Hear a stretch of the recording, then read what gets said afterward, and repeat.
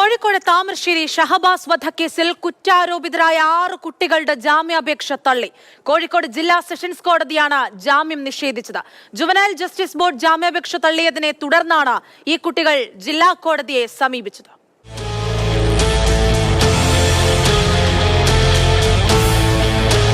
ഷഹബാസ് വധക്കേസിൽ കുറ്റാരോപിതരായ വിദ്യാർത്ഥികളുടെ പ്രായം പരിഗണിക്കണമെന്നും അവധിക്കാലമായതിനാൽ മാതാപിതാക്കൾക്കൊപ്പം ഇവരെ ജാമ്യം നൽകി വിട്ടയക്കണമെന്നുമായിരുന്നു പ്രതിഭാഗത്തിന്റെ വാദം. എന്നാൽ അത്തരം വാദങ്ങളൊന്നും കോടതി പരിഗണിച്ചില്ല. പ്രതികൾ കൃത്യമായ ആസൂത്രണത്തിലൂടെയാണ് കൊലപാതകം നടത്തിയത് എന്നായിരുന്നു പ്രോസിക്യൂഷന്റെ വാദം. സമൂഹ മാധ്യമത്തിലെ ചാറ്റുകൾ ഇതിന് തെളിവാണെന്നും ചൂണ്ടിക്കാട്ടി. ഈ വാദങ്ങൾ അംഗീകരിച്ചുകൊണ്ടായിരുന്നു കോടതിയുടെ വിധി.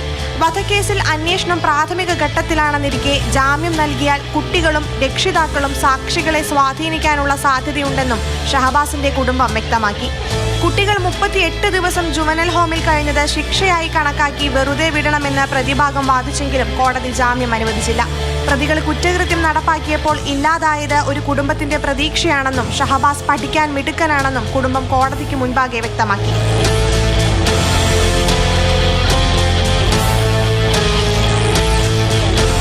മാതൃഭൂമി ന്യൂസ്, കോഴിക്കോട്.